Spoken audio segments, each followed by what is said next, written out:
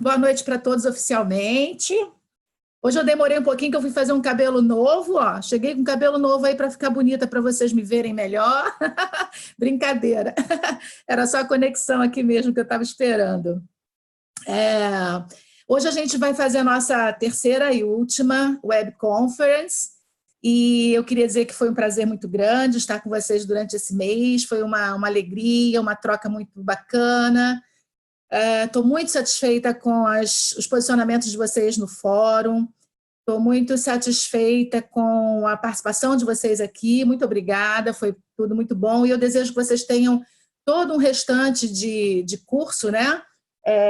Que seja bastante proveitoso, que vocês curtam bastante todas as aulas, participem, colaborem com os professores, né? Que têm um prazer também muito grande de conversar com vocês, de estar com vocês aqui. Então, a gente vai hoje tratar dos nossos temas sociais contemporâneos. Então, me acompanhem, e daquela mesma forma que a gente fez na primeira e na segunda é, web conference, tá bom? Vocês vão me ouvindo, e à medida que eu for falando, vocês podem ir anotando aí o que vocês querem pontuar, as colocações de vocês, perguntas se houver, e aí, num determinado ponto, eu dou uma paradinha, leio aqui o que vocês estão escrevendo, a gente troca um pouquinho e eu volto para o nosso conteúdo. Combinado assim? Tá certo? Então vamos lá. Bom, os parâmetros curriculares nacionais para a educação propõem o trabalho com alguns temas sociais de grande presença, né, no nosso cenário nacional. E esses temas, porque são contemporâneos e muito presentes no imaginário atual, tanto na mídia quanto na escola, eles nos dão a oportunidade de fazermos debates, né? E eles geram muito interesse por parte dos alunos. No nosso livro, o livro que tem nos norteado durante este mês, nós temos alguns temas interessantes. E a gente vai tratar deles, dar uma pincelada, né? Hoje, vou dar um grande resumão para a gente poder dizer assim, poxa, bacana, fechamos essa matéria e demos uma olhada em todo o livro, e o restante fica, obviamente, com vocês, né? Dentro do próprio critério que nós temos estabelecido aqui, vocês na posição de alunos agora, serão os responsáveis por buscarem mais informações sobre isso, se interarem mais dos temas, né, à medida que vocês forem desenvolvendo o pensamento de vocês e à medida também do interesse de cada um de vocês, né? Então, a escola, como instituição responsável pela educação do cidadão, ela não pode se furtar, desculpem, a tarefa de discutir esses temas, né, e até mesmo de orientar para o tratamento das questões ligadas a esses temas.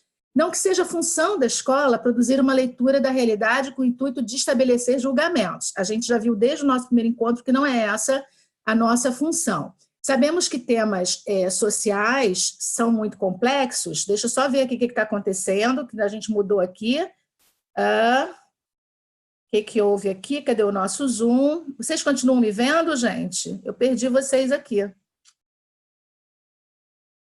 Daniel, você fez alguma coisa aí que deu alguma interrupção aqui? Porque depois que apareceu o seu nome.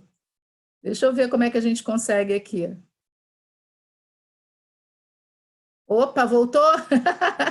Foi você não, Daniel? Não sei o que aconteceu aqui, mas voltou agora, gente. Deixa eu botar aqui no cantinho de novo para eu continuar com vocês. Tudo bem, gente? Me deem um ok aí. Estão todos me ouvindo? Eu não estou vendo nenhuma mensagem aqui. Manda um ok aí para mim.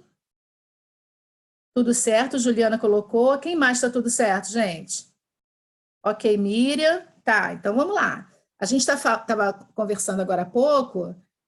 Cadê o Daniel? Daniel, desculpa ter falado o teu nome, mas foi porque teu nome apareceu para mim e de repente a tela sumiu, mas não estou te culpando não, tá? Cadê o Daniel? O Daniel já não está mais aqui, acho que ele está tentando se conectar com a gente. O Daniel não está conseguindo ouvir ainda. Grace também não? Vamos lá, deixa eu ver o que eu consigo aqui. Deixa eu ver se eu consigo ajudar.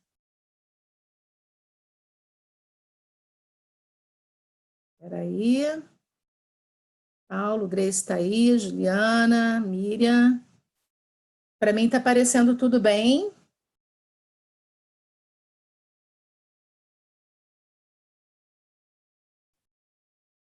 Tá.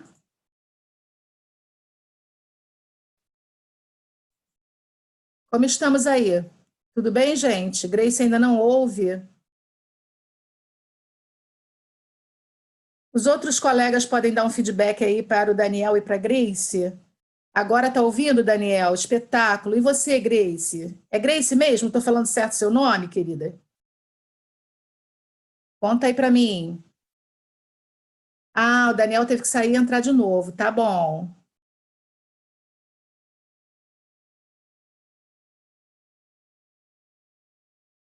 Tá. Então vamos continuando aqui, tá? Eu estou vendo a Miriam Silva agora, que a Miriam está com a câmera ligada. É bom para a gente se ver, né? Ok. Acho que agora estamos todos bem, né, gente? Vamos continuar então? Qualquer dificuldade, me avisem aí, tá? Paulo Juarez, estou te vendo também. Olha que legal, olá! Ai, esse chimarrão! Esse negócio queima a boca. Gente, obrigada, muito obrigada. Não aceito, não, obrigada. Primeiro eu tenho que aprender a gostar disso, porque é difícil, viu? Muito bom. Ok. Então, estamos todos ok aqui? Tá. Eu queria saber se a Grace conseguiu.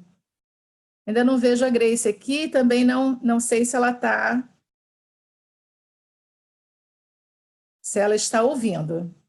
Então, vamos lá.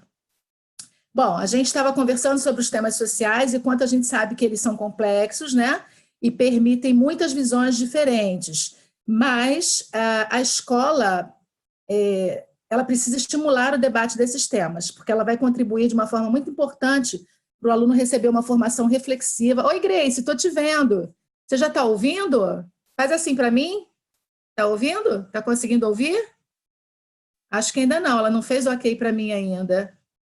O Daniel precisou sair, voltar. Daniel, escreve aí para ela que você precisou sair e entrar novamente para ouvir.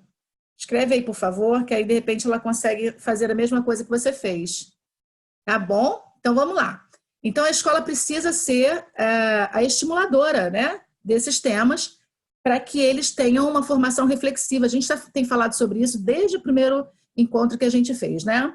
Então, como é que é a questão do meio ambiente? O que a gente pode falar sobre isso? A gente tem visto nos últimos anos que a vida, de uma forma geral, no planeta mudou bastante, né? A gente já falava, já se preocupava com o meio ambiente, mas não tanto quanto a gente tem visto agora. Com certeza por conta do aumento imenso, né? Da facilidade de informação, da quantidade de informação que a gente tem sobre isso, e também a preocupação de certos grupos específicos, né? Que trabalham com isso, que fizeram, de alguma forma, aumentar essa preocupação e a discussão sobre isso. Então, hoje, são poucas as áreas do conhecimento humano que não levam em conta os aspectos ambientais, a gente sabe disso. E na escola, né, por sua vez, toda essa preocupação com o meio ambiente deve também estar presente, seja para formar cidadãos responsáveis pelos ecossistemas do planeta, seja para capacitar os alunos para entenderem e acompanharem as discussões sobre a temática ambiental. E essa temática é ampla, né, e move todo o nosso projeto de existência social. No que diz respeito ao passado, frente às ações que culminaram nessa devastação que a gente está tendo agora do planeta. A gente, particularmente no Brasil, está passando um momento complicado, né, com a nossa Amazônia chorando lágrimas de fogo, e também quanto às medidas a serem tomadas para termos uma opção consciente e humana sobre que mundo a gente vai entregar para as próximas gerações, né? Então, é por constituir um ponto de discussão importante que esse tema do meio ambiente deve estar presente na escola como uma ação que vá além dos conhecimentos das aulas de ciência e biologia, que são super importantes, né? Super importantes, mas o aluno deve também compreender que o tema do meio ambiente atualmente é de abrangência macroestrutural, ou seja, ele é muitíssimo maior do que o que a gente consegue ver, ele extrapola a estrutura que conhecemos na nossa escola, na nossa região, e os alunos precisam estar interagindo com esse tema também.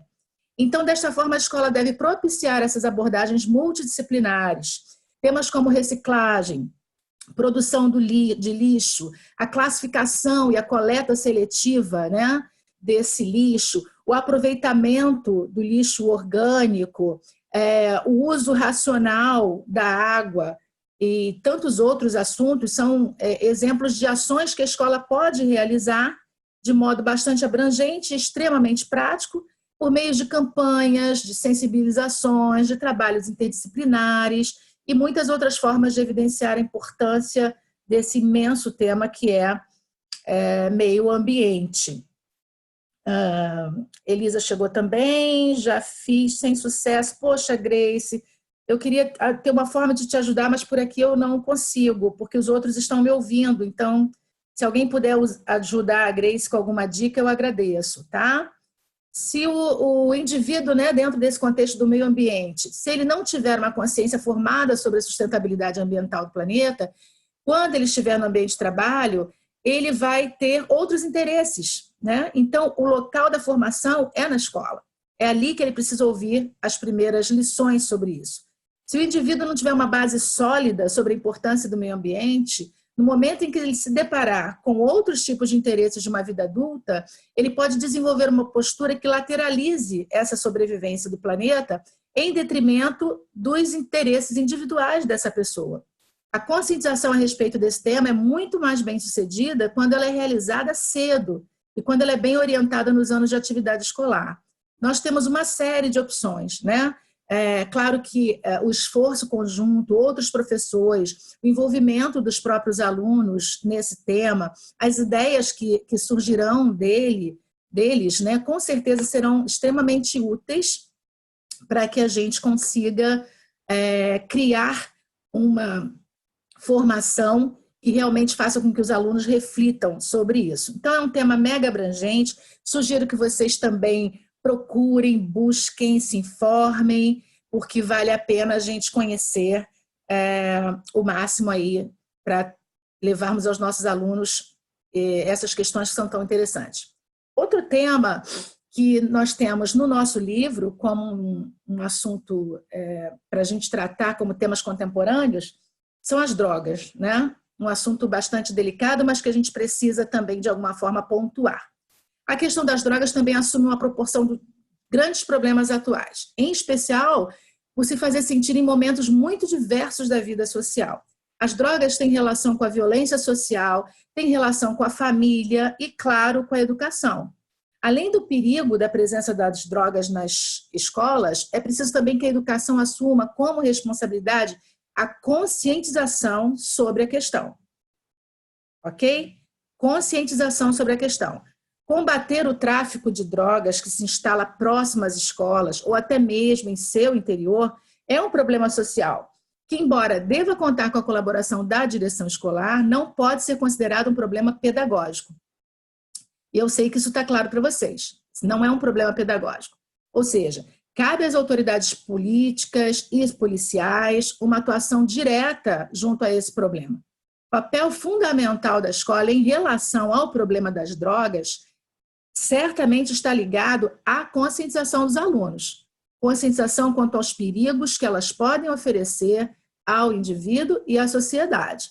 Em relação ao âmbito individual, é possível indicar os problemas de saúde decorrentes do uso de drogas, bem como também a dependência psicoquímica que o uso dessas substâncias pode ocasionar, submetendo o indivíduo a uma condição precária de existência, a dificuldades na cognição, dificuldades no aprendizado. No âmbito da coletividade, é preciso perceber toda a estrutura de violência e de crime que transita em torno da produção e da distribuição das drogas. É uma coisa que a gente também pode fazer um trabalho de conscientização sobre isso. Então, a escola também precisa ter o significado que as drogas podem assumir nesse contexto da vida de um jovem, apresentando-se como uma possibilidade tentadora, um verdadeiro escape da realidade, mas que traz consequências terríveis. As referências sociais, os ídolos, né, desses jovens são muito frequentemente associados ao consumo de drogas.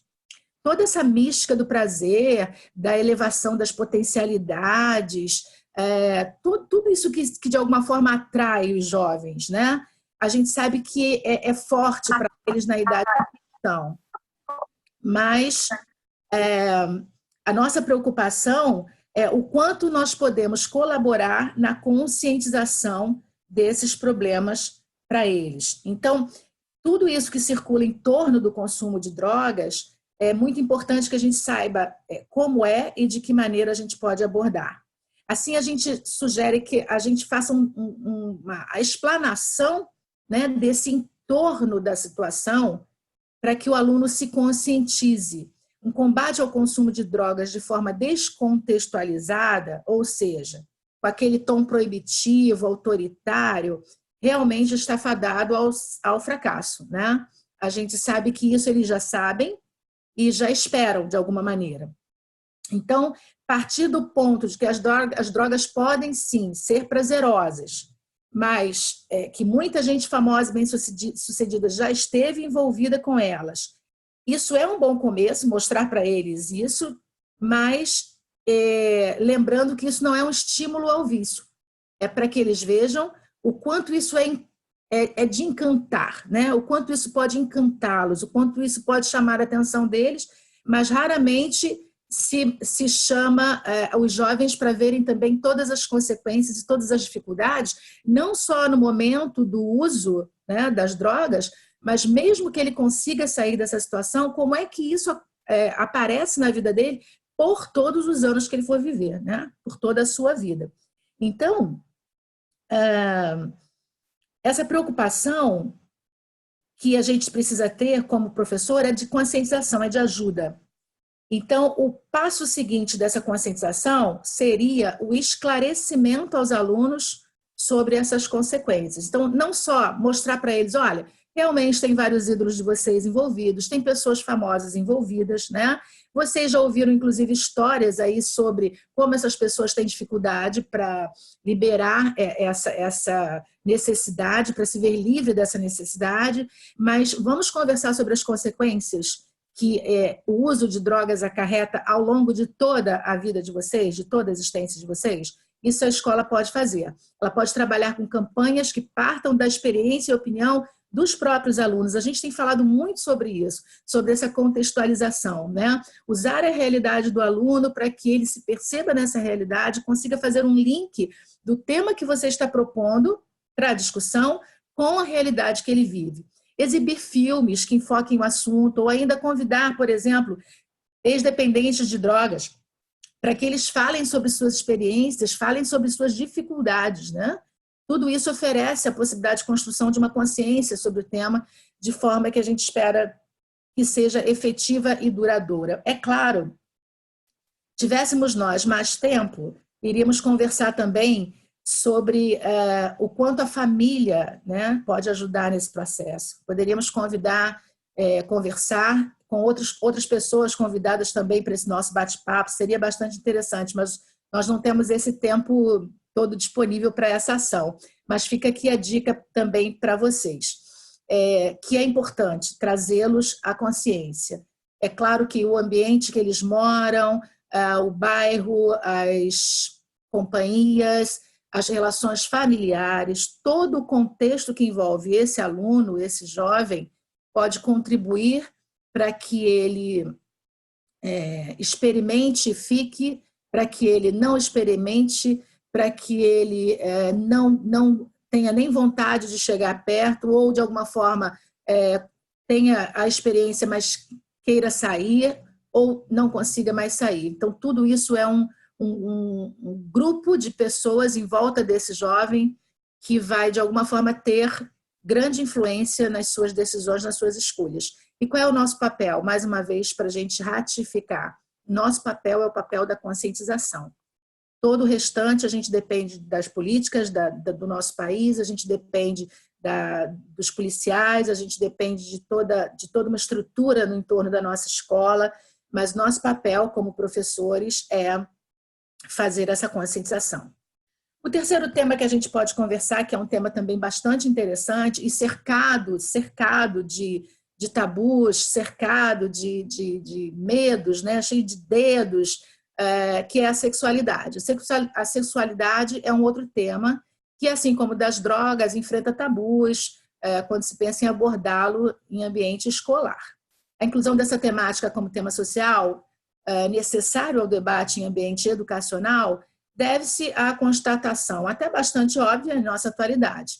Há uma profusão extremamente grande de estímulos envolvendo a sexualidade na mídia, nas ruas e em toda forma de comunicação e expressão. Se a escola não abordar o assunto, outros meios o farão. E aí fica a pergunta, né, a questão, de que forma farão? Certamente não será da forma considerada a mais apropriada para uma educação sexual. Como é que, então, a gente pode pensar em estratégias para abordar o assunto em ambiente escolar? Uma abordagem que não se limite a essa visão medicalizada e assuma um papel de fato orientador e educativo em várias faces da sexualidade, a escola precisa trazer para o seu âmbito a reflexão sobre as influências da sexualidade que se projetam sobre o aluno em sua realidade social.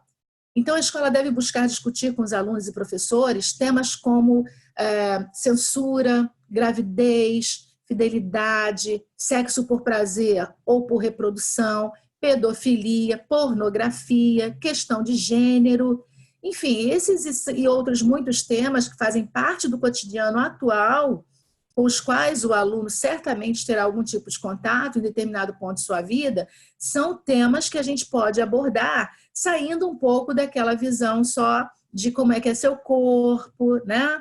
Como é que organicamente o menino, a menina. Então, lembrando que não basta só essa disposição docente para que os temas sobre sexualidade sejam objetos de reflexão em sala. É necessário que haja um preparo, uma pesquisa, para a gente buscar fundamentar essa ação pedagógica de modo consciente. Há uma farta literatura sobre o assunto, que pode orientar a discussão sobre sexualidade em sala de aula.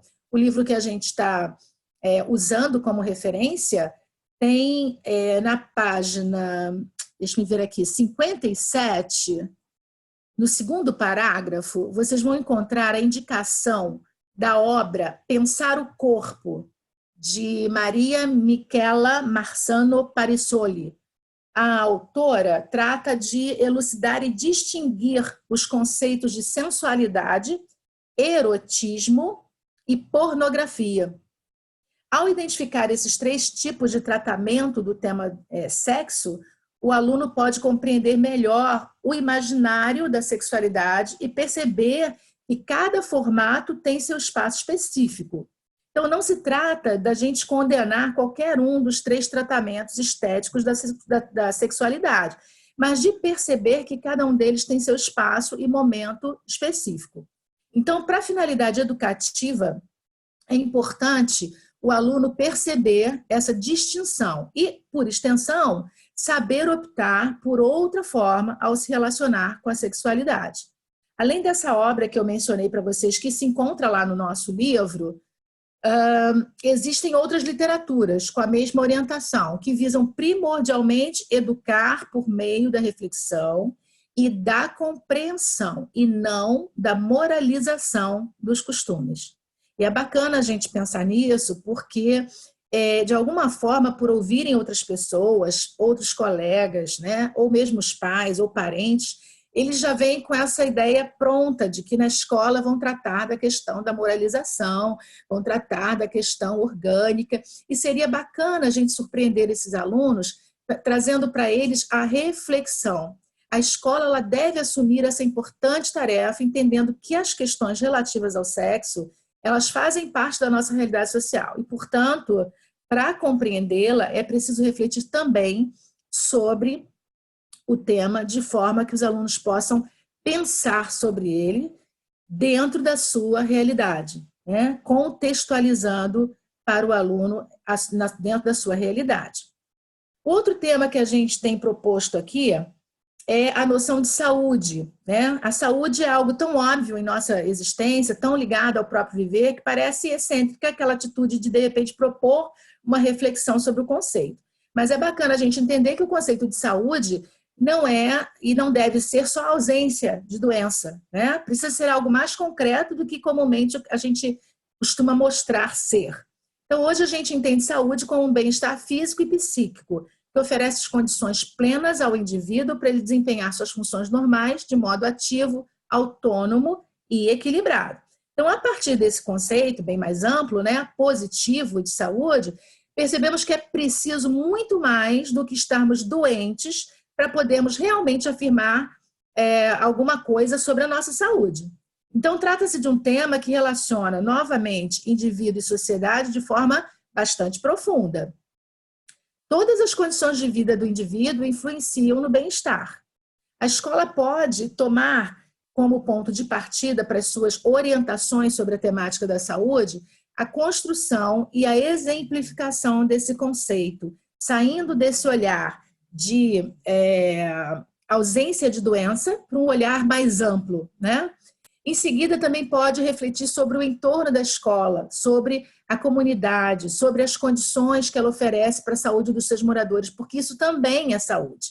Então, voltando para o nosso foco, que é a contextualização, tratar o nosso aluno dentro da sua própria realidade, a gente precisa conhecer, a partir do olhar desses alunos, né? Onde eles moram, como eles vivem, quais são as condições de higiene, se eles entendem saúde também a partir desse olhar, a partir desse prisma, né?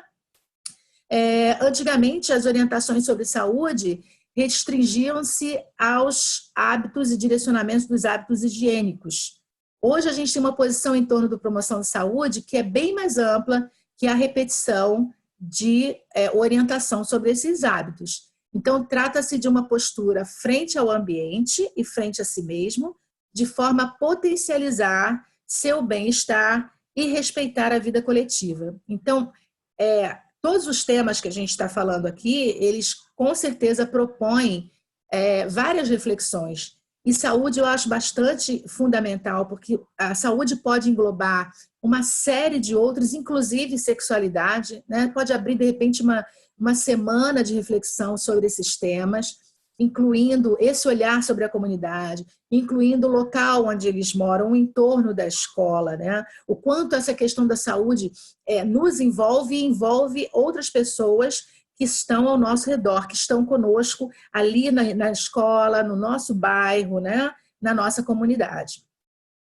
Por fim, a gente tem aqui o assunto bastante bacana, que é a questão do trabalho. O mundo do trabalho, como a gente sabe, não é apenas mais uma das faces da existência humana. Na maior parte das vezes, é a esfera mais significativa da vida adulta e ocupa a maior parte do nosso tempo. Nos identifica como pessoa, nos fornece condições econômicas de existência. E quantos alunos que nós temos que já vivem essa necessidade pela sua própria condição, né, dentro de casa. Então, por essa razão, a escola não deve cair no erro de tratar o mundo do trabalho como uma mera continuação da vida escolar ou como esfera que não se dialoga de uma forma educativa. A educação deve ser importante por si mesma e não apenas um trampolim para o mercado de trabalho. A escola que se restringe a preparar o aluno para o mercado de trabalho ou para tarefas específicas e localizadas é conhecida como a escola propedêutica, que é aquela que não tem na educação um sentido amplo de formação das pessoas, mas apenas a capacitação para certas ocupações. E a gente já viu nas aulas anteriores que não é essa a melhor situação que se coloque a área de educação, né? Já vimos que não é dessa forma que a gente consegue a formação ampla do aluno. Então, a gente já viu que é justamente a formação ampla e integral, subsidiada pela escola, que vai permitir ao aluno, ao indivíduo, ao jovem, refletir sobre o trabalho de modo consciente, de modo crítico.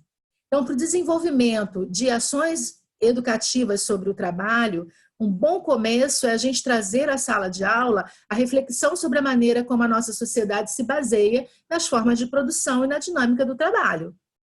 Conceitos sobre produtividade, conceitos sobre lucro, sobre mercado, o trabalho não apenas como uma opção individual, mas uma necessidade social, a escolha da profissão não só como uma mera busca por um emprego, destituída das capacidades vocacionais. O próprio tema vocação já é um tema bastante amplo para a gente começar uma boa discussão.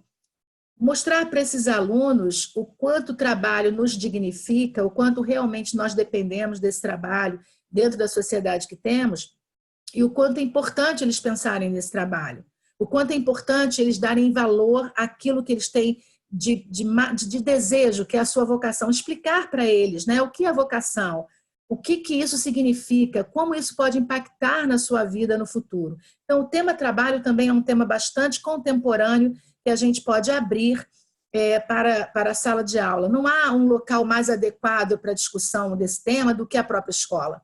A troca de experiências com as opiniões dos colegas, a possibilidade de conhecer profissões, seja por palestras de visitantes, por documentários, pesquisa, né, em livros, em sites, são formas de ampliar o leque de opção dos alunos e de capacitá-los para compreenderem melhor a realidade do trabalho na nossa sociedade. Então, assim, todos esses temas, né, eles, na verdade, são uma pequena amostra das profícuas relações que podemos estabelecer entre a escola e a sociedade. Os temas transversais propostos pelos parâmetros curriculares nacionais para a educação são, na verdade, um número muito maior do que estes que nós trouxemos agora para análise. Mas, de um modo geral, é possível perceber que todos têm em comum esse esforço de aliar a escola à conjuntura social de modo crítico e de modo reflexivo. Então, para que a escola possa realmente formar cidadãos, os conteúdos tradicionais das disciplinas são necessários, mas não são suficientes. É isso que a gente precisa saber. Eles são necessários, mas não são suficientes, porque nós temos o olhar da formação do cidadão como um todo. Então, é preciso também que a gente tenha um esforço, né? Haja um esforço da nossa parte muito grande, um esforço interdisciplinar, uma reflexão de conjunto que ofereça ao aluno a possibilidade de discutir, de opinar, repensar a realidade que o cerca e a sua posição frente a ela. Então, esses foram os temas que o livro traz para que a gente pense sobre eles. Vou dar uma lida aqui rápida no que vocês escreveram. Aqui a Elisa dando boa noite para a gente, Daniel mandando testar o som, ok, Adalberto deu boa noite. A Elisa, logo que abre o programa para assistir, ele pede para ativar o som, pelo menos aqui para mim, se eu não ativo não consigo ouvir nada, ok. O Adalberto orientando aqui a Mara, bacana. E dizendo o seguinte, professora, eu trabalho numa escola que tem esse problema, fazemos palestras com agentes policiais, bacana, é uma opção bacana também. Até porque eles têm a realidade, dependendo do local, né, Adalberto, dependendo do local onde esteja a sua escola, a atuação deles pode ser maior ou menor. E aí, eles vindo conversar com os alunos para falar sobre como é o dia a dia deles em relação a isso, é muito bacana. É uma forma também de conscientizar os alunos sobre a importância desse tema, né? Daniel disse que o que faço com os meus alunos é mostrar as consequências das drogas. Mostro o resultado final de quem é usuário. Muito bom, Daniel. A gente falou sobre isso aqui agora há pouco, né? A gente falou sobre essa preocupação e o quanto é importante mostrar esse depois. Porque o encantamento em relação às drogas existe. Além do encantamento, existe a curiosidade, né? A curiosidade de quem já experimentou e aí traz só aquelas coisas da vibe bacana, né? Da coisa legal. E é muito importante que o professor se conscientize que mostrar os resultados é muito importante. Mostrar para o aluno como é que essas pessoas ficam depois, quais são as dificuldades que essas pessoas têm, mostrar o sofrimento que essas pessoas têm para sair dessa condição, mostrar o sofrimento que a família tem quando tem alguém, né? O sofrimento que a família vive quando tem alguém da família envolvido com drogas. Então, é uma boa proposta. O Alberto falou que minha escola é uma zona, uma zona vermelha, em uma zona vermelha. Então é isso. É uma boa oportunidade, então, levar os policiais. Muito bom, Adalberto. Isso, Daniel, é isso. Mostrar os casos de superação e também de derrota. É possível sair, mas o mais fácil é não entrar, concordo plenamente. Bacana, gente. Então, vamos continuar aqui. A escola e o seu entorno. A escola está vinculada à sociedade, óbvio, né? Sabemos disso, já temos conversado sobre isso desde a primeira vez. Por estar vinculado à sociedade, o seu papel vai muito além do papel de abrigar alunos e lhes oferecer tarefas pedagógicas. A escola é uma espécie de referência da comunidade em que está inserida. seja no âmbito de um bairro, seja no âmbito de uma cidade ou mesmo de um estado, a comunidade tem uma forte relação com suas escolas, posto que elas contribuem com a formação da identidade do cidadão. As famílias matriculam os seus filhos nas escolas com aquela esperança, né, de que eles tenham a formação mais sólida possível. A relação já se inicia com um grau alto de confiança, isso é muito bacana.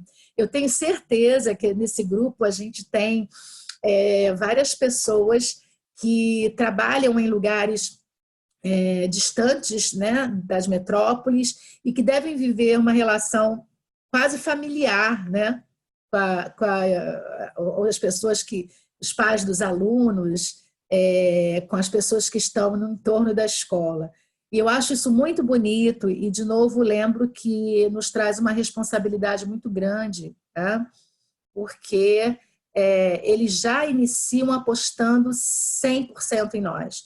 Eles já iniciam a relação confiando plenamente em nós, né? Quem tem filhos sabe o quanto nós nos preocupamos com a formação dos nossos filhos, o quanto os professores são importantes na vida dos nossos filhos, o quanto nós confiamos no que eles vão ensinar e no como eles vão ensinar. E claro que os pais conscientes sabem da sua responsabilidade de começar em casa a educação, começar em casa todo o processo, e que a escola vem para ajudar, né, para corroborar com aquilo que a casa já ensina, a família já ensina na sua vivência, no seu dia a dia. Mas esse início de relação, já com esse nível de confiança, só entre pais de alunos e a escola, né? A instituição escolar, ela então precisa manter esse papel hegemônico, mas ela também deve abrir possibilidades de diálogo com essa comunidade que se encontra tão receptiva à escola, né? Essa medida certamente vai trazer uma vantagem muito grande para ambos os lados, porque contribui significativamente para o êxito escolar dos seus alunos e contribui significativamente para que a escola entenda onde ela está. A escola, na figura de seus gestores, na figura de seus professores e na figura de seus funcionários administrativos, todo esse conjunto, quando abre essa possibilidade de diálogo com a comunidade, recebe o benefício do conhecimento. E o benefício do conhecimento é poder, né? O conhecimento é poder. Quanto mais eu conheço da minha comunidade, da minha escola, dos meus alunos, mais eu me capacito, mais eu tenho condições de interagir com eles. Para que a educação possa viabilizar o trânsito entre o conhecimento produzido pela escola e também aquele que é oriundo do cotidiano da comunidade, deve-se ter em mente muito, muito fortemente que a prática educativa é capaz de alimentar a sociedade, mas também a própria sociedade é capaz de transformar a prática educativa. E vai depender desse diálogo, e vai depender dessa troca, e vai depender desse interesse de nós, do lado de cá na escola, em relação aos que nos rodeiam, aos nossos alunos, a sua família, o ambiente que nós vivemos com eles. Ok. Sobre violência social e violência escolar. O nosso livro traz uma citação nesse tema com base no contrato social de Hobbes. Então, levando em consideração que a escola é um microcosmo social, ainda que ela possua suas próprias especificidades, ela apresenta situações e papéis vividos no cotidiano de qualquer sociedade atual. Então, nesse estudo, a visão desse pensador do século XVII, Thomas Hobbes, filósofo reconhecido e apontado hoje como pai da noção moderna de Estado, ele afirma, pela visão dele, ele afirma a existência de uma autoridade própria e de regras definidas para a convivência de membros numa sociedade. Afirma que o homem não é um ser naturalmente sociável como se admitira, e ainda mais que, na verdade, os homens estão em contínua discórdia, como muitos filósofos chegaram a afirmar. Estou passando para vocês a visão de Hobbes. As discórdias, segundo esse pensador, são causadas principalmente por 3 razões: a competição, a desconfiança e a glória. Então, assim, os homens farão de tudo para conseguirem essas três coisas e se beneficiarem com o que elas lhes oferecem. Então, segundo esse pensador, há no homem um desejo de paz e que tal desejo se dá essencialmente por medo mútuo, dada a nossa condição natural e de vida conjunta. O pensamento dele é interessante da gente estudar. Então, a paz aparece, na visão de Hobbes, como uma proteção contra a inevitabilidade do conflito entre os homens, que, segundo ele, é constante. Ao tomarmos consciência de que somos todos iguais e de que não podemos vencer todos os conflitos, a paz se torna uma atitude inteligente, a paz mútua, né, como ele diz. Então, assim, eu opto pela paz, o outro também, porque sabemos que, porque discordamos constantemente e não conseguimos vencer a todos, é melhor que todos fiquem em paz para que todos vivam sem brigar, sem se destruir. Então, de acordo com Hobbes, a reunião dos homens em sociedade se dá a partir desse pacto, que ele chama de contrato social. Ele defende veementemente esse trato como a única forma de se obter a estabilidade política e social. E aí o nosso autor, né, do livro que estamos estudando, eles nos questionam, bom, como é que a gente pode perceber, então, o contrato social de Hobbes no contexto escolar? Não sei quem conseguiu ler o livro, não sei quem conseguiu estudar o livro, né? Mas é uma pergunta interessante. Como é que podemos perceber o contrato social no contexto escolar? Na socialidade de uma sala de aula, por exemplo, as disputas de poder e todo um conjunto de manifestações por meio do qual nós podemos inferir uma lógica do comportamento humano, não individual ou psicológica, mas social. A gente vê bastante isso, né? E é exatamente aí que existem pontos de interseção que permitem os paralelos entre o pensamento de Hobbes com o cotidiano da escola. Vocês vejam que ele destacou os 3 itens para ele aqui: a competição, a desconfiança e a glória. E aí, sugiro que vocês leiam os pontos de interseção. Lá no nosso livro, nas páginas 73, ele fala sobre a competição na sala de aula, com certeza também é uma vivência de vocês, a desconfiança na sala de aula e a glória da sala de aula. E como é que a gente pode estabelecer, então, um contrato social na sala de aula? A partir dessa visão da paz, a partir dessa visão da não destruição, com o olhar de que, de acordo com ele, se somos pessoas que estamos constantemente em discórdia e sabemos que não podemos vencer um ao outro, então a gente opta pela paz para que fiquemos todos bem, né? De que maneira a gente poderia ver isso em sala de aula é a pergunta que o nosso autor nos faz. O nosso último tema aqui do nosso livro, que bom que a gente conseguiu dar uma passada geral nele, né? É disciplina e educação, que seria um outro papo, eu acho até que para um outro módulo, né? Acho que a nossa realidade poderia nos dar referências e um bate-papo muito intenso e extenso sobre disciplina e educação. A educação, sem dúvida, é uma das mais belas tarefas da vida humana, né? Eu acho que vocês também concordam comigo. Não há quem não admita o prazer em se perceber que uma criança ou um jovem passou a ter conhecimentos e autonomias em âmbitos que antes eles não possuíam.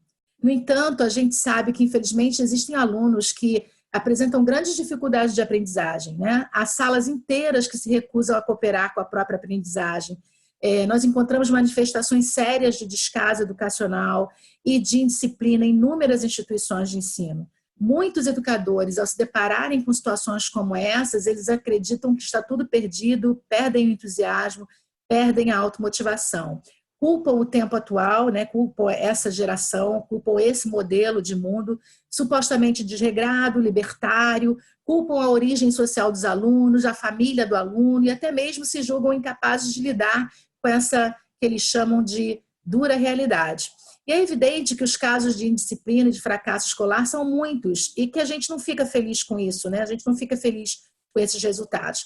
Mas nos resta pensar uma coisa bastante importante: até que ponto esses casos realmente representam somente um desvio individual de comportamento dos alunos ou são parte constituinte da própria realidade educacional que nós vivenciamos hoje, por causa da sua recorrência. Pensando na recorrência desse assunto, será que é somente um desvio individual de comportamento dos alunos ou uma parte constituinte da própria realidade educacional? Não deveríamos nós, no papel de educadores, enfrentar essa dura realidade, que é o fruto de uma cultura tão diversificada como é a nossa cultura brasileira? Que sugestões, então, nós temos? Primeiro, começar a nos despirmos dos preconceitos estabelecidos em torno da ideia de fracasso, ou, mais especificamente, dos estereótipos de bom ou de mau aluno. Ser bom aluno, entre aspas, né, no imaginário mais comum dos educadores desde sempre, é basicamente respeitar as regras, obter êxito nas tarefas escolares, notas altas.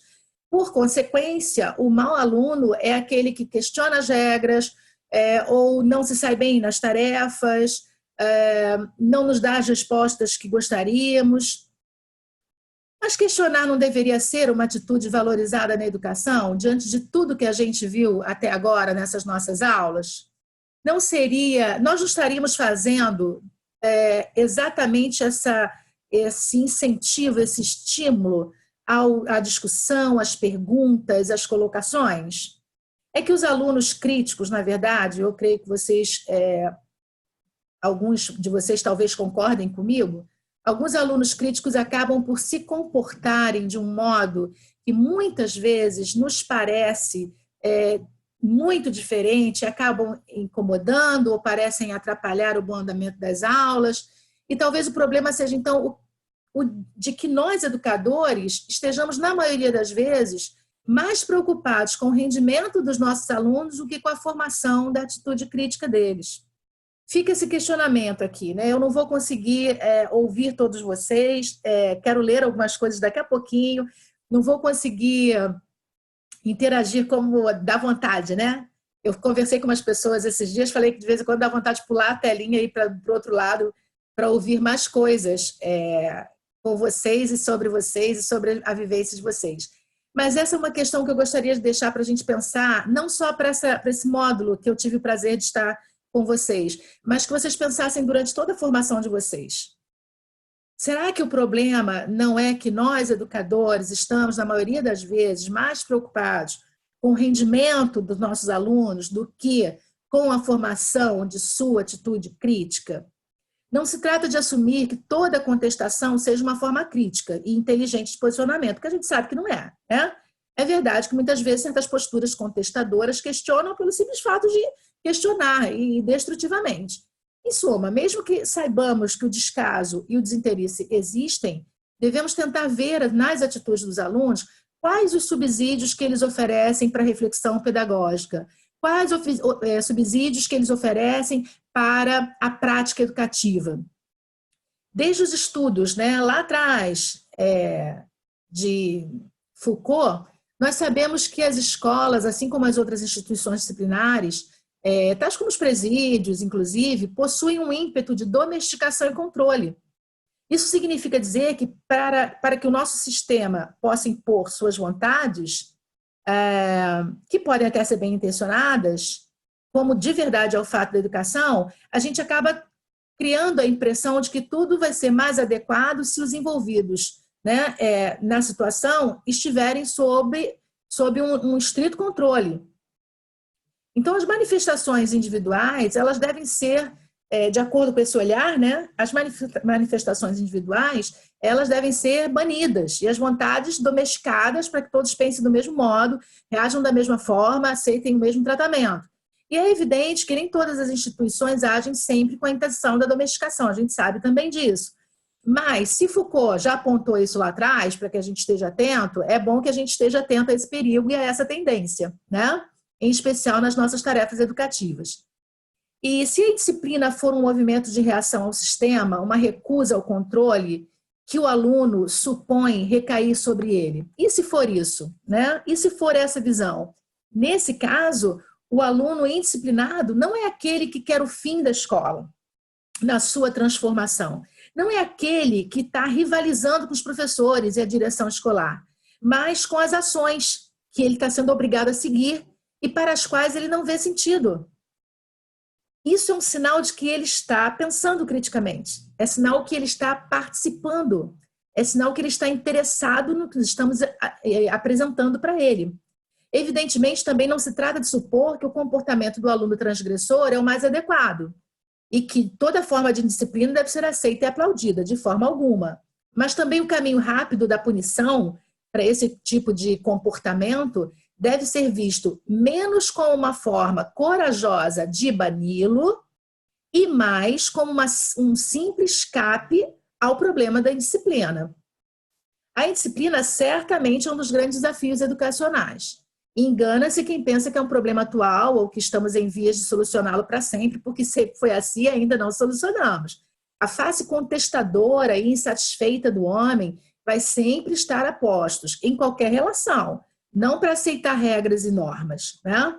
Ela vai estar a postos para questionar, para levantar, para dizer assim eu acho que é bom, assim eu acho que não é bom. Então, como nós vimos, há um certo valor nessa atitude, mas também concordamos que é preciso uma razoável união de esforços para alcançarmos êxito em nossa empreitada educativa. Desse modo, o papel do educador é o de compreender que, lidando com pessoas, está exposto a essa face contestadora do ser humano, que eu, particularmente, acho de extrema importância.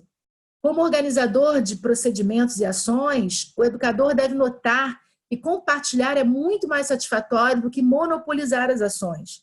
E, por fim, como profissional da educação, deve evitar esses rótulos e os julgamentos apressados com relação às pessoas com quem ele lida no seu cotidiano e deve entender seus erros como parte de processo de êxito e não condenar ao fracasso aqueles que escolherem e que ainda vão escolher com certeza caminhos que nos mostrem outras formas de se alcançar o mesmo destino.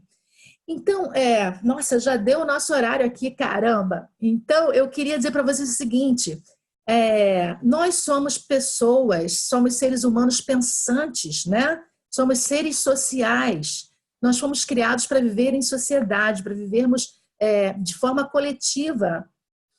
E nós estudamos tantas coisas legais nesses 3 encontros, né? Nós não somos, nem queremos ser nenhum rebanho que seja conduzido para qualquer lado. Também não queremos que nossos alunos sejam assim. As pessoas que muitas vezes se mostram indisciplinadas, no meio delas há aqueles que nós não vamos conseguir aproveitar, mas há os que estão dizendo para nós, olha, eu estou assim porque eu estou discordando. Olha, eu estou assim porque não estou gostando disso, não estou vendo sentido nisso. E a nossa função, como profissionais de educação, é mostrar sentido.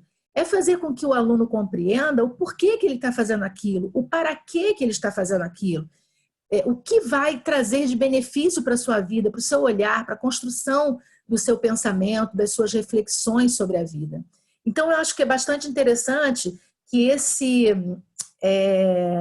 este pensamento sobre a indisciplina fique com vocês agora um pouquinho.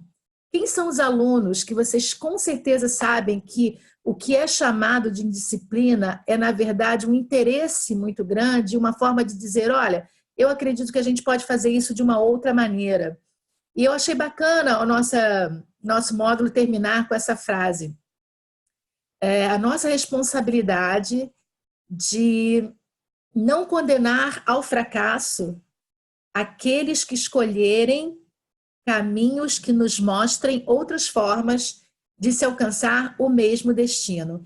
Isso é uma troca fantástica, isso é uma troca de aprendizagem, isso é uma troca de respeito, é uma troca que a gente diz para o outro, ok, estou te ouvindo, estou te compreendendo, me interesso pelo que você está falando, me interesso por esse outro caminho que você está me mostrando. Então, eu espero que isso realmente fique para a reflexão de vocês. Deixa eu ver como é que vocês estão aqui. Opa, bastante gente escreveu. A Juliana falou, concordo, Daniel, já li algo que a dependência química é loteria, alguém pode provar e sair, outro pode experimentar, se viciar, é mostrar todos os lados mesmo. Exatamente, Juliana, inclusive tem questões genéticas que corroboram, né, para o mal em algumas situações. Acredito que um dos papéis do professor é mostrar que a realidade da vida não é tão fácil como eles pensam, ok? para poder ser uma pessoa de bem, é importante estudar e trabalhar de forma honesta. O mundo do crime é um caminho mais fácil, mas é muito curto. Com a maioria dos meus alunos são de comunidade, pergunto se eles conhecem bandidos que se aposentaram depois dos 30 anos de carreira. Resultado, ninguém conhece, com certeza. O conflito faz parte da vida, do aprendizado da vida, o respeito deve reinar em todas as relações. Perfeito, perfeito, Daniel. Senti um áudio, ok, sem áudio, ok, parou. Desculpa, estou com fone de ouvido na sala dos meus filhos, ok, Cíntia. Isso, de boa, questionar sim, afrontar não, perfeito. Rosângela, vejo a importância de envolver a família nessas ações, entendo que os problemas muitas vezes trazem de casa, concordo, Rosângela, a família está constantemente dentro do nosso espectro de atuação. Adalberto diz que procura mostrar a utilidade do aprendizado para a vida na escola, fazemos um trabalho sobre gravidez na adolescência, que legal, Adalberto, muito bacana. Então, gente, nossa matéria termina sábado, né? O que eu fiz no início, no meio e quero fazer agora no final é parabenizar vocês mais uma vez, dizer para vocês que essa postura aprendiz, eu desejo que vocês a mantenham para sempre na vida de vocês, porque é o que vai sustentar o trabalho de vocês de forma íntegra, de forma honesta, de forma respeitosa com aqueles que estão ouvindo vocês. Sejam crianças, sejam adolescentes, sejam jovens, sejam adultos, né? Quando nós nos preparamos para estar diante dessas pessoas, nós estamos dizendo para eles o quanto nós os respeitamos. Quando nós ouvimos essas pessoas, nós estamos dizendo para eles o quanto eles são importantes para nós e o quanto a história deles é significativa para eles e o quanto esta história nos interessa. Porque se nós não tratarmos essas pessoas dentro do contexto deles, a nossa fala vai ser balela, a nossa fala vai ser uma fala sem significado, vai ser uma fala descontextualizada, onde eles não vão se sentir dentro dessa situação, e sem se sentir dentro dessa situação e sem afinidade com essas situações, eles também vão ter dificuldades para aprender. Então, eu desejo que essa postura que vocês tiveram em começar um curso como esse, se programar, se disciplinar para estar participando dos fóruns, estudando para fazer as resenhas, participando das aulas sempre que possível, eu desejo que essa postura continue, que vocês desenvolvam sempre isso. E que o parar de estudar só seja para vocês no fim mesmo, o fim do fim, quando a gente não puder mais contribuir. Certa vez eu ouvi uma história e eu queria encerrar a minha participação com vocês contando essa história para vocês que eu nunca mais esqueci.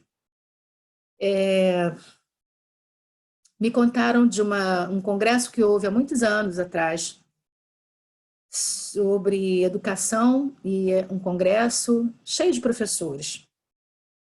E na hora do intervalo, alguns jovens se reuniram no café e olharam uma senhora de bastante idade, por conta das suas marcas de expressão, suas rugas, seu cabelo todo branquinho. E aqueles jovens começaram a se questionar, puxa, mas o que essa senhora está fazendo aqui, né? Já dá aula há tanto tempo, já deve saber tudo, né? E assim, de repente estamos num momento que não é mais contexto para ela, já passou a fase, o que será que essa senhora está fazendo aqui? Por que essa professora está aqui? E aí, não satisfeitos com as elucubrações, eles tiveram o desejo de sentar perto daquela senhora e questionar. Senhora, nós percebemos que a senhora tem bastante experiência, com certeza tem uma vida plena de histórias, de experiências, e com certeza a senhora poderia, de repente, estar no lugar daqueles palestrantes lá ensinando, falando para nós que somos jovens professores. Por que a senhora está aqui? E ela, sorrindo, disse para aqueles jovens: eu estou aqui porque eu quero ser como as águas correntes de um rio e não como as águas paradas de uma lagoa.